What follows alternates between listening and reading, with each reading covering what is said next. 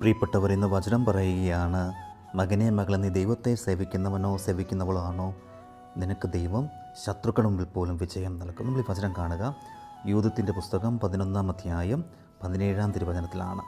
ഈ ദാസി സ്വർഗത്തിലെ ദൈവത്തെ രാപകൽ സേവിക്കുന്ന ഭക്തയാണ്. നാഥ, ഞാൻ നിന്നോടൊത്ത് വസിക്കും. ഓരോ രാത്രിയും നിൻ്റെ ദാസി താഴ്വരയിലേക്ക് പോയി ദൈവത്തോട് പ്രാർത്ഥിക്കും. അവർ പാപം ചെയ്യുമ്പോൾ ദൈവം അത് എന്നോട് പറയും. ഹല്ലേലൂയ. പ്രിയപ്പെട്ടവരെ, യൂദിത്ത് ഹോൾ ഓഫ് ഫർണസിനോട് പറയുന്ന വാക്കുകളാണിവ. ഹോൾ ഓഫ് ഫർണസിനെ വധിക്കാനായിട്ടാണ് യൂദിത്ത് വന്നത്. അവസാനം ഹോൾ ഓഫ് ഫർണസിനെ യൂദിത്ത് സ്വീകരിക്കുക, അല്ലെങ്കിൽ യൂദിത്ത് തൻ്റെ വഴിയെ കൊണ്ടുവരികയും അവസാനം ഹോൾ ഓഫ് ഫർണസിനെ വധിക്കുന്നതും ചെയ്യുന്നതായിട്ട് നമ്മൾ കാണുക.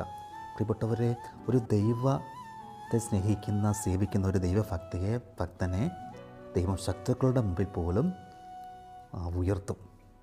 അവരെ അവളുടെ കാൽക്കീഴിൽ കിടത്തും.